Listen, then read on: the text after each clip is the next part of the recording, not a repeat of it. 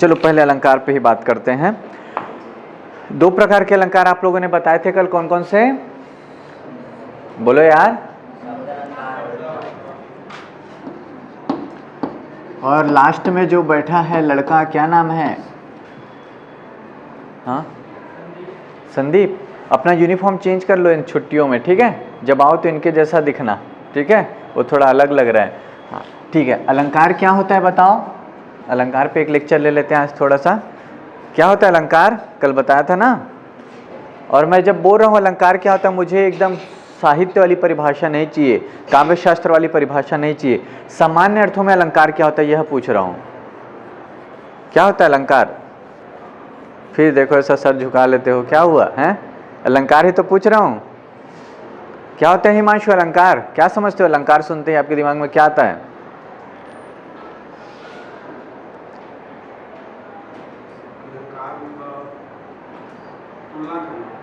तुलना करना। सही है।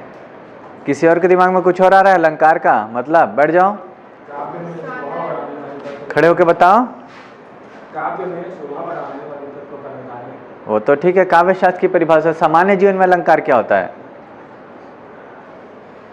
कल बताया था ना अलंकार किसको कहते हैं? नहीं पता? हाँ यही तो जानना चाह रहा हूँ यार। बैठो, मैं सिंपल चीजें पूछ रहा हूँ, आप लोग मुश्किल चीजें बता रहे हो हैं। उस पर बाद में आएंगे। अलंकार मतलब क्या होता है? आभूषण। और आभूषण का काम क्या होता है? सौंदर्य में वृद्धि करना। जब अलंकार को पहन लेते हो, सज जाते हो, है ना? जैसे लड़कियों की है चूड़ी है, बिंदी है ना? झुमके हैं, पायल है, हार है, ये सब क्या है? अलंकार है ना, आभूषण है। ठीक है।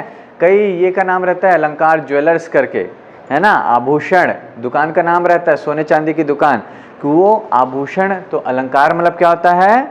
आभूषण। किसी भी चीज का शाब्दिक अर्थ को पहले जानने की कोशिश करो, उससे बहुत कुछ आपको समझ में आ जाएगा। अलंकार मतलब होता है आभूषण, और आभूषण का काम क्या है? हमारे सौंदर्य में वृद्धि करना। फिर उस पर आओ जो किशन ने बोला कि काव्य की शोभा में वृद्धि करने वाले तत्व क्या कहलाते हैं? अलंकार। जिस प्रकार अलंकार धारण करने से शरीर की शोभा बढ़ जाती है, उसी प्रकार से कविता में अलंकारों के उपयोग से या मौजूदगी से काव्य के सौंदर्य में क्या हो जाती है? वृद्धि हो जाती है। क्लियर है? तो अर्थ को पकड़ो, अर्थ को समझो, मूल चीज को। एक बार आप मूल चीज को समझ गए फिर आपको रटने की जरूरत नहीं है। अलंकार मतलब आभूषण। आभूषण शोभा की वृद्धि करेगा, तो वो शरीर में भी शोभा बढ़ाएगा और काव्य में भी आएगा तो क्या करेगा? शोभा बढ़ाएगा। क्लियर है आप लोग को? हाँ या ना? कैसे मरियल टाइप बोलते हो यार? हाँ या ना? ठीक। और अलंकार के दो भेद होते हैं, कौन कौन से? जोर से बोलो। शब्दालंकार और शब्दालंकार में सौंदर्य किसकी वजह से होगा? बिल्कुल। देखो इतनी आसान है यार हिंदी। शब्दालंकार, अलंकार में सौंदर्य किसकी वजह से होगा? यदि उस शब्द को हटा देंगे तो अलंकार रह जाएगा, सौंदर्य रह जाएगा। पूरा अलंकार इस बात पर निर्भर करता है कि किस शब्द का प्रयोग किया गया, उसके स्थान पर पर्यायवाची शब्द रख दिए, मतलब सौंदर्य क्या हो जाएगा? गायब हो जाएगा। सौंदर्य किस पर आश्रित है? इसीलिए तो इसका नाम शब्दालंकार है ना? जैसे कल बताया था कनक कनक ते सौगुनी, कनक शब्द को हटाकर दूसरा शब्द रख देंगे तो अलंकार गायब हो जाएगा। एक है रहीमन पानी राखिए बिन पानी सब सून, आगे नहीं पढ़े हो? पानी गए ना उबरे मोती मानुष चून, बहुत प्रसिद्ध परिभाषा है, कैसे आप लोग नहीं पढ़े? तो रहीमन पानी राखिए बिन पानी सब सून। रहीम क्या कह रहे हैं? क्या रखना चाहिए? जोर से बोलो, और जोर से बोलो। क्या रखना चाहिए? गुड। क्यों बार बार मेरे को बोलना पड़ता है यार? पूरे फ्लो में रहा करो, पहली क्लास है, ऊर्जा दिखनी चाहिए। तो रहीम क्या कहते हैं? क्या रखना चाहिए? आगे कहते हैं बिन पानी सब सून। पानी के बिना क्या है? सब सूना है। पानी गए ना उबरे, पानी के बिना नहीं उबरते हैं कौन? मोती, मानुष और चून, मतलब चूना। ठीक है। तो देखिए पानी शब्द का प्रयोग, रहीम पानी रखने कहते हैं। पानी के बिना सब सूने हैं और पानी के बिना 3 लोग नहीं उभरते हैं। कौन? पहला मोती, दूसरा मानुस और तीसरा चून। मतलब पानी शब्द के एक ही पानी शब्द के 3 अर्थ खुलेंगे। समझ में आ रहा है? तो पानी शब्द को हटा देंगे तो सौंदर्य क्या हो जाएगा? गायब हो जाएगा। कौन सा अलंकार होगा? क्योंकि अलंकार किस पर निर्भर है? एक शब्द के प्रयोग पर। ठीक है। अब देखिए, पानी, मोती के लिए पानी का अर्थ होता है चमक, कांति। क्या होता है? चमक या फिर कांति। पानी शब्द का अर्थ मोती के लिए हो रहा है कांति। अगर किसी मोती में चमक नहीं है, पुराना दिख रहा है, आप उसको खरीदेंगे? मोती का महत्व उसकी चमक के कारण होता है। ठीक है। मनुष्य में मनुष्य में मोती, पानी मतलब शर्म।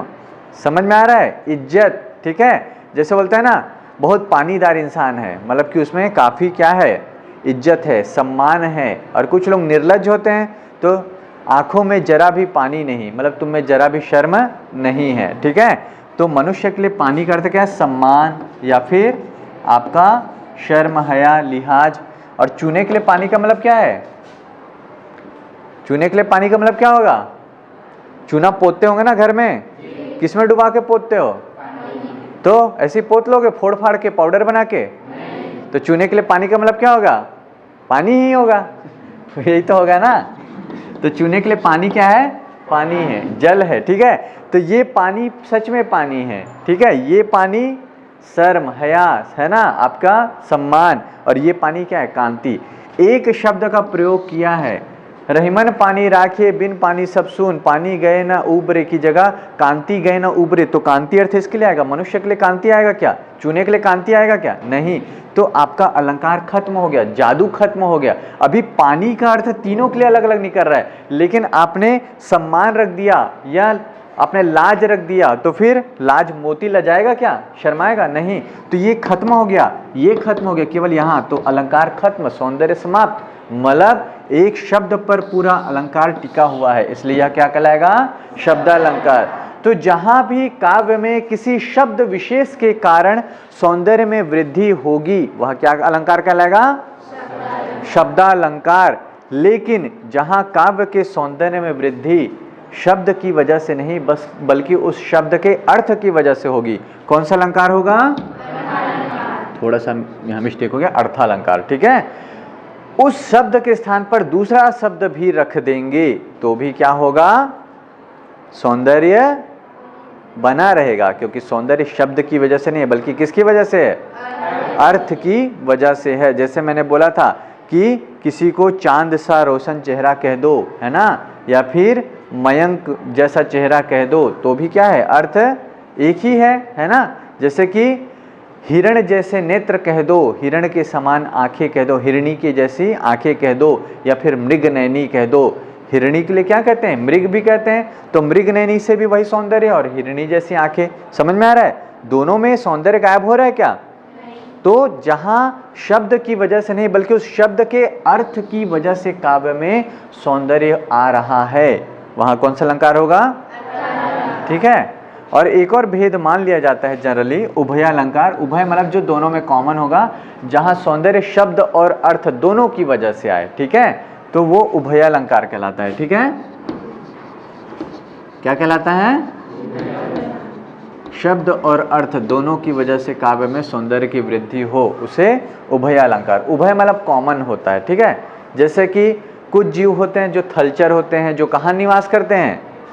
थलचर सुने होंगे ना आप लोग। थलचर है कि जलचर है? थलचर है ना। थलचर मतलब थल में विचरण करते हैं। मछली थलचर है कि जलचर है? कछुआ थलचर है कि जलचर है? हाँ, दोनों है ना। तो उसको कहते हैं उभयचर, जो जल में भी रह सकता है और पानी में भी रह सकता है ना। पानी में तो हो ही गया जल, और थल में भी, मुझे कंफ्यूज कर देते हो। तो जल और थल दोनों में रहता है तो क्या कहलाएगा? उभयचर, है ना। जैसे कुछ पक्षी है ना, जैसे कि गिद्ध, उसको ले लेते हैं, चील को ले लेते हैं, जमीन पे भी रह सकता है, चल सकता है, आसमान में भी उड़ सकता है, उभयचर है ना। तो वो वायुचर भी है और थलचर भी है ना, लेकिन मनुष्य केवल थलचर है, शेर केवल थलचर है, मगरमच्छ जल में भी रह सकता है और थल में भी रह सकता है। कछुए का उदाहरण मैंने दे ही दिया है ना। तो हाँ मेंढक भी बिल्कुल थलचर और जलचर दोनों है, तो वो भी उभयचर में आता है। ऐसे ही वे अलंकार जहां सौंदर्य शब्द और अर्थ दोनों की वजह से है, वो क्या कहलाएगा? उभय। ठीक है, तो वो उभय अलंकार हो जाएगा। तीनों भेद समझ में आ गए? एक बार फिर से रिवाइज करते हैं जल्दी से। अलंकार मतलब काव्य के सौंदर्य में वृद्धि करने वाले तत्व। ठीक है, वो क्या कहलाते हैं? अलंकार।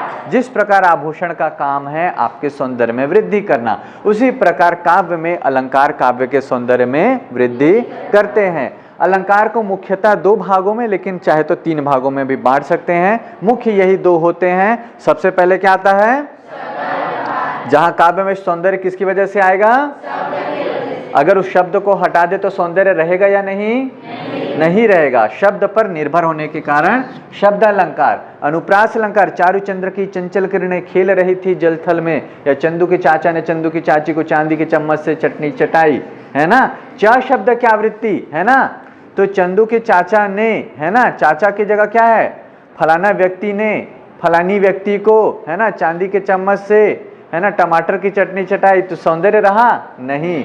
चंदू के चाचा ने चंदू की चाची को चांदनी रात में चांदी के चम्मच से चटनी चटाई, तो फिर सौंदर्य आ रहा है च शब्द के कारण, वर्ण के कारण। समझ में आ रहा है? तो अनुप्रास अलंकार शब्द अलंकार में आएगा। ठीक है, खड़क सिंह के खड़कने से और खिड़कियों के खड़कने से खड़क सिंह। ठीक है, आ रहा है ना वर्ण के विशेष पर। उसको हटा दोगे तो फिर खिड़कियां की जगह आप कह देंगे कुछ और शब्द, पर्यायवाची शब्द प्रयोग कर देंगे, तो फिर सौंदर्य रहेगा क्या? नहीं रहेगा। तो शब्द अलंकार, शब्द को हटा देंगे, उसकी जगह पे दूसरा पर्यायवाची शब्द रख देंगे, फिर भी सौंदर्य बना रहेगा। कौन सा अलंकार? ठीक है, तो अलंकार शब्द पर निर्भर है, अर्थ पर निर्भर है ना, तो शब्द पर निर्भर नहीं है। किस पर निर्भर है? दोनों पर निर्भर होगा, है ना, उभयचर। ठीक है, कुछ सौंदर्य शब्द की वजह से, कुछ सौंदर्य अर्थ की वजह से, तो उभयचर नहीं। उभयचर तो उदाहरण देता है, उभयालंकार, चर नहीं आएगा यहाँ पर, उभयालंकार। क्लियर है सबको? ठीक। अब जो बेसिक मैं बता रहा था आप लोगों को, ज्यादातर आप लोगों के में यूज होता है उपमा, रूपक और उत्प्रेक्षा। ठीक है, तो सबसे पहले मैंने क्या बताया था? उपमा। उपमा मतलब क्या होता है? तुलना करना। और जब किसी की तुलना करेंगे तो कितने लोग चाहिए तुलना करने के लिए? कोई तो होगा ना जिससे तुलना करोगे, ऐसे तो तुलना नहीं हो सकती। जैसे सपोज कीजिए इस क्लास में सभी की जो हाइट है, ऊंचाई है 5 फुट 3 इंच है, तो क्या इस क्लास में कोई छोटा होगा? क्या इस क्लास में कोई लंबा होगा? क्या, है ना। सभी का वजन 55 किलो है, इस क्लास में कोई भारी होगा, वजनी होगा, मोटा होगा? होगा? क्या कोई इस क्लास में पतला होगा?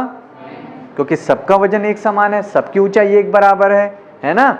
तो तुलना करने के लिए 2 लोग चाहिए। एक व्यक्ति लंबा होगा तब हमारी हाइट छोटी होगी, हम भी उसके बराबर है तो हम छोटे होंगे क्या? नहीं।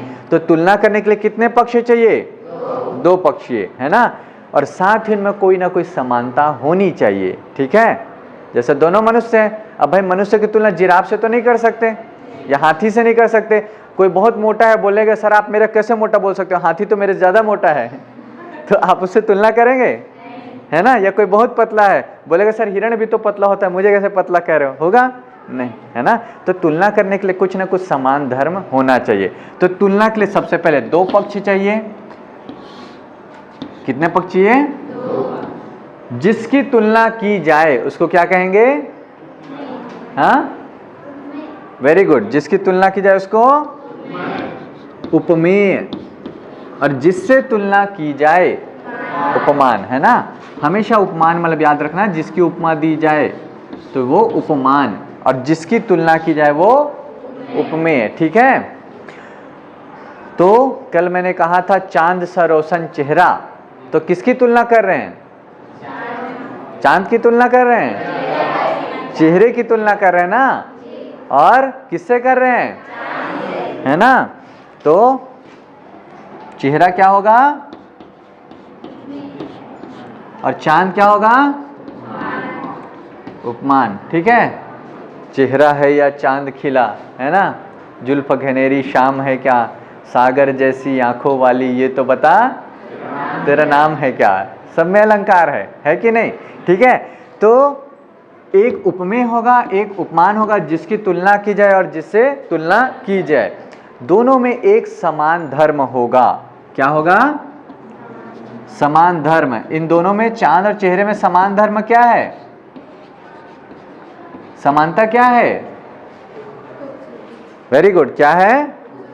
सौंदर्य। चांद भी बहुत सुंदर है, प्रेमिका भी बहुत सुंदर है, इसलिए तो कह रहे चांद सा रोशन चेहरा, जुल्फे भी काली है ना, और नागिन भी क्या है? काली नागिन सी तेरी जुल्फे क्या है? काली नागिन के जैसी जुल्फे तेरी काली काली, ऐसा है ना। तो कुछ ना कुछ समानता होगा नागिन की तरह। नागिन में जो ऐसा नागिन ऐसी चलती है ना टेढ़ा मेढ़ा, जुल्फे भी क्या है? ऐसी। ठीक है, तो कुछ ना कुछ समानता होनी चाहिए। शेर के समान है वह, वह सिंह सा लड़ा। किसके जैसा लड़ा? सिंह सा। सिंह जब लड़ता है, शिकार करता है, भयभीत होता है क्या? आक्रमण कर देता है ना। ऐसे युद्ध के मैदान में कोई पुरुष है सामने, कितना शत्रु है, सोचे समझे बगैर भिड़ गया और बिल्कुल शेर की तरह बेखौफ होकर लड़ रहा है, तो दोनों में क्या समानता है? निर्भय, निडर, साहस समानता है। तो वह सिंह सा है, वह वीर सिंह सा है। किसके जैसा है? वीर किसके समान है? दोनों में समानता है ना, वीरता की, बल की। शेर बलवान होता है कि नहीं? होता है ना। तो कुछ ना कुछ समानता होगी, है ना, तब क्या होगा? तुलना होगा। क्लियर है? जैसे क्रिकेट में विराट कोहली की तुलना सचिन से करते हैं कि नहीं? क्यों करते हैं? क्योंकि सचिन भी लगातार रन बनाता था, विराट कोहली भी लगातार रन बना रहा है, सेंचुरी बना रहा है ना। सचिन की तुलना आशीष नेहरा से हो सकती है क्या? आशीष नेहरा बॉलर है, सचिन तेंदुलकर बैट्समैन है, तुलना संभव ही नहीं है। समान धर्म होना चाहिए। ठीक है, कोई बहुत तेज दौड़ता है तो घोड़े सा दौड़ता है, वह घोड़ा समान है, बोलते हैं ना, वह घोड़े की तरह दौड़ा। तो घोड़ा भी क्या करता है? तेज दौड़ता है, और वह व्यक्ति भी क्या कर रहा है? तेज दौड़ा है। किसी की आवाज बहुत मधुर है, अभी आप अयोध्या कांड पढ़ेंगे, है ना, तो उसमें अयोध्या की स्त्रियों को कोकिल बहनी कहा गया है कि कोकिल के समान उनके क्या है? कंठ है ना। जैसे लता मंगेशकर को स्वर कोकिला कहते थे, तो उनकी तुलना कोयल से क्यों हो रही है? क्योंकि दोनों के स्वरों में क्या है? मिठास है ना। कोई एकदम पोंगा पंडित या भोंगरा, जो छत्तीसगढ़ी में कहते हैं, फटे बांस की समान आवाज है, उसको कहेंगे क्या कोयल है? उसकी तुलना फिर किससे होगी? कौवे से होगी ना, क्योंकि दोनों में समानता क्या है? कर्कशता। कौवा अगर आपके कान के पास आके काव काव करेगा, आपको अच्छा लगेगा? तो कर्कशता समान धर्म है। वह कौवे सा गा रहा है। किसके समान गा रहा है? जैसे कौवा को सुनना पसंद नहीं, वैसे उसको भी सुनना पसंद नहीं है। तो एक उपमेय होगा, दूसरा उपमान होगा। उपमान मतलब हमेशा जिससे तुलना की जाए, उपमेय मतलब जिसकी तुलना की जाए, दोनों में एक समान धर्म होगा। ठीक है, इसके अलावा पहचानने का सीधा तरीका क्या है? सा से सी। ठीक है, क्या है? सा से सी। ठीक है, सिंह सा, नागिन सी, चांद सा। ठीक है, या फिर संस्कृत के कुछ पद आ गए तो सरिस आता है ना, सम आता है। जैसे कि पीपर पात सरिस मन डोला। मन किसके जैसा डोल रहा है? पीपल के, जरा सी हवा चलती, पीपल का पत्ता क्या है? हिलने लगता है। मन ऐसे ही अस्थिर हो गया है, पीपल के पत्ते के भांति हिल डुल रहा है। समझ में आ रहा है? तो पीपर पात सरिस मन डोला, मन पीपल के पत्ते के समान डोल रहा है, मन अशांत है। उसको बताने के लिए देखिए कितनी प्यारी उपमा है। ठीक है, साहित्य के विद्यार्थी इन चीज़ों को महसूस करना सीखे, समझना सीखे। इसके अलावा समय का एक उदाहरण देखिए, मुख मयंक सम मंजू मनोहर। सीता जी आ रही है, तुलसीदास उपमा देते हुए कह रहे हैं कि सीता जी का मुख मयंक, मुख क्या है? हाँ, मुख मयंक सम मंजू मनोहर, चेहरा चांद के समान सुंदर है, मनोहारी है। ठीक है, तो सा से सी सरिस सम आ गया, तो कौन सा अलंकार? उपमा। क्लियर है आप लोगों को? उपमा समझ में आ गया या नहीं? उपमा मतलब समानता दिखलाने के लिए उपयोग में आता है। चांद से समानता दिखा रहे हैं, सिंह से समानता दिखा रहे हैं। कोई कायर है तो क्या कहते हैं? गीदड़। गीदड़ का काम क्या है? कोई भी आता है डर के भाग जाता है, गीदड़ सा कायर है वह, ठीक है। तो किसी की किसी से समानता दिखाने के लिए कौन सा अलंकार होगा? क्लियर है सबको? फिर तीसरा देखते हैं, दूसरा को बाद में समझाऊंगा, इसके बाद समझेंगे। ये थोड़ा सा मिलता जुलता, उत्प्रेक्षा। क्या है? उपमा के आगे एक लाइन में लिख लो, समानता दिखलाने के लिए। उत्प्रेक्षा में लिखो संभावना।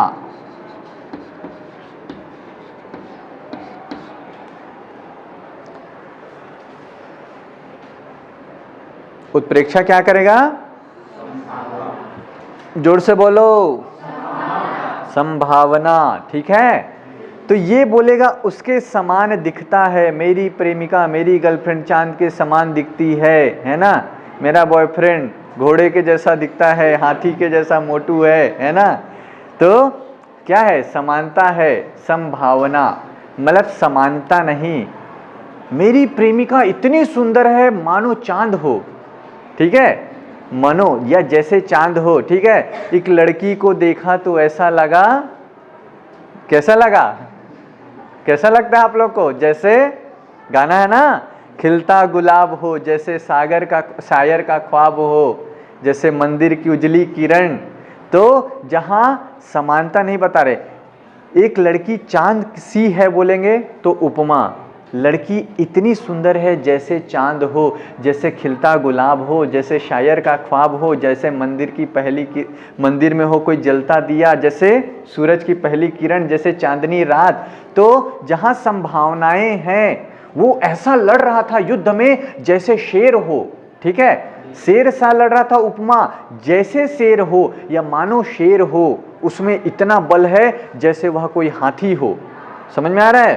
तो जहां समानता होगी सा से सी होगा उपमा, जहां संभावना होगी जनु, जानो, मनु, मानो, जैसे, तो क्या होगा? उत्प्रेक्षा। तो उत्प्रेक्षा में क्या होगा?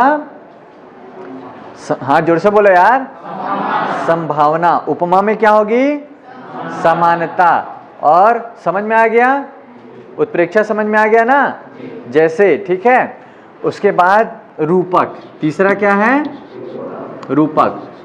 यहां बोल रहा है कि चांद सी है, यहां बोल रहा है जैसे चांद हो। रूपक एक और स्टेज आगे है, पागलपन, है ना। शुरुआत में प्रेमिका चांद सी लगेगी या फिर जैसे चांद हो लगेगी, लेकिन जब प्रेम में पूरी तरह पगला गए तो चांद और प्रेमिका में अंतर ही नहीं समझ आया। अरे चांद क्या है ना, मेरी प्रेमिका ही चांद है, ठीक है, तुम मेरा चांद हो। क्या हो? तुम मेरा चांद हो, ठीक है। ये गाना ना, मेरा चांद मुझे आया है नजर, ए रात जरा थम थम के गुजर, ठीक है। उस चांद की बात नहीं कर रहे, अपनी प्रेमिका को ही क्या कह रहे हैं? चांद। तो जब आप किसी पे रूप का आरोप कर देते हैं, चिपका देते हैं, चांद और वो अलग नहीं है, वही चांद है भाई, ये कह रहे हो, तो फिर क्या है? रूपक। रूपक मतलब किसी को रूप दे देना, ठीक है। जैसे कि आप शेर सा लड़ा तो उपमा, शेर ऐसा लड़ा जैसे शेर हो, उत्प्रेक्षा, लेकिन वह शेर है। कई लोग कहते हैं ना, मेरा बेटा तो शेर है, मतलब आपने क्या किया? शेर का रूप उसको दे दिया। भेद कर रहे हैं क्या अपने बेटे और शेर में? नहीं, मेरी बेटी शेरनिया है, मैं कहता हूं कई बार, तो शेरनी है मतलब क्या है? आपने रूपक, रूप दे दिया, ठीक है। तो ये क्या हो जाएगा? रूपक में किसी के रूप का आरोप कर देते हैं। जैसे कि आप किसी व्यक्ति को, कोई बहुत निर्दयी है तो आप कह रहे हैं वह पशु है। क्या कह रहे हैं? पशु है। तो पशु है मतलब आपने उसको क्या किया? रूप दे दिया। कौन सा अलंकार होगा? है ना। कोई बहुत गधा है तो टीचर कई बार ऐसा होता है, बिल्कुल गधे हो यार, बोलते हैं ना, गधे हो क्या, या फिर तुम गधे हो, तो टीचर ने क्या, कौन से अलंकार का प्रयोग किया? देखिए, आप जीवन में नहीं जानते हुए भी अलंकारों का प्रयोग कर रहे हैं। ऐसा नहीं कि आपको अलंकार की जानकारी होगी तो भी अलंकार का प्रयोग करेंगे, है ना। किसी को आप गधे कह रहे हैं, है ना, किसी को गाली में कह रहे हैं कुत्ता, है ना, तो ये क्या है? रूपक, है ना। कोई लालची है, कुत्ते के समान जीभ लपलपा रहा है, आप कह रहे हैं ये कुत्ते जैसा क्या जीभ लपलपा रहे हैं, मतलब उत्प्रेक्षा। कुत्ते के समान क्या कर रहे हो? कुत्ते से हरकत क्यों कर रहे हो? कौन सा है? उपमा। और सीधा बोलो तो कुत्ता है तो फिर क्या है? रूपक, ठीक है। नहीं जानते भी हम अपने दैनिक जीवन में अलंकारों का प्रयोग करते हैं। एक मूवी आई थी, शायद फैंटम थी, सैफ अली खान की, उसके गाना था अफगान जलेबी, सुनिए आप लोगों ने? हाँ, अफगान जलेबी के सॉन्ग नहीं सुने हो? अफगान जलेबी, ऐसा कुछ कुछ था ना कुछ। तो उसमें पंक्ति आती, देखिए आप लोगों को कैसे अलंकारों को समझना है। उसमें एक पंक्ति थी, शमशीर निगाहें चाबुक सी अदाएं, सुना है? तो शमशीर मतलब क्या होता है? शमशीर मतलब तलवार। तो नायिका की आंखें किसके जैसी है? तलवार के जैसे, मतलब जिसको देखती है काट देती है, ठीक है। तो शमशीर निगाहें, निगाहों को किसका रूप दिया है? तलवार का। कौन सा अलंकार होगा? और चाबुक सी अदाएं, अदाएं किसके जैसी है? तो कौन सा अलंकार होगा? हाँ, उत्प्रेक्षा होगा। समानता बता रहे ना, सा से सी, अदाएं किसके समान है? तो ये चाबुक सी अदाएं उपमा और शमशीर निगाहें रूपक अलंकार। चांद सा रोशन है ना, मेरा चांद मुझे आया है नजर, एक लड़की को देखा तो ऐसा लगा जैसे, उत्प्रेक्षा अलंकार, ठीक है। तो ये अलंकार है, लेकिन परीक्षा में ऐसे उदाहरण नहीं लिखने हैं, केवल आपको समझाने के उद्देश्य से, ठीक है। बाकी कुछ अच्छे एग्जाम्पल रहेंगे उसको, जैसे कि रूपक का मैया मैं तो चंद्र खिलौने ले हूँ। कृष्ण को जब बचपन में माँ ने कहा बलराम खिलौने तोड़ देते हैं, परेशान करते रहते थे, तो माँ बोलती बेटा मैं तुझे चांद जैसा खिलौना दूंगी, सुंदर, ठीक है। अब कृष्ण तो बच्चे हैं, समझ में नहीं आ रहा है, बोले मुझे चांद ही चाहिए खिलौने के रूप में। तो मैया मैं तो चंद्र खिलौने ले हूँ, चांद और खिलौने में कोई अंतर नहीं है, चांद कोई खिलौना समझ लिया, रूप दे दिया उसको। तो कौन सा अलंकार होगा? वह नागिन सी फुफकार गिरी, किसके जैसी फुफकार गिरी? नागिन सी, नागिन के समान, तो उपमा, ठीक है। क्लियर है सबको? समझ में आ गया? अब नहीं भूलेंगे, ठीक है। वीडियो बना लिए हैं, भूलेंगे तो वीडियो को देख लीजिएगा, ठीक है। चलिए ठीक है, फिर आज की क्लास, और आप सभी को दशहरा छुट्टी की हार्दिक शुभकामनाएं, बढ़िया से त्यौहार मनाइए, ठीक है। उसके बाद फिर मिलते हैं, चलिए ठीक है, थैंक यू।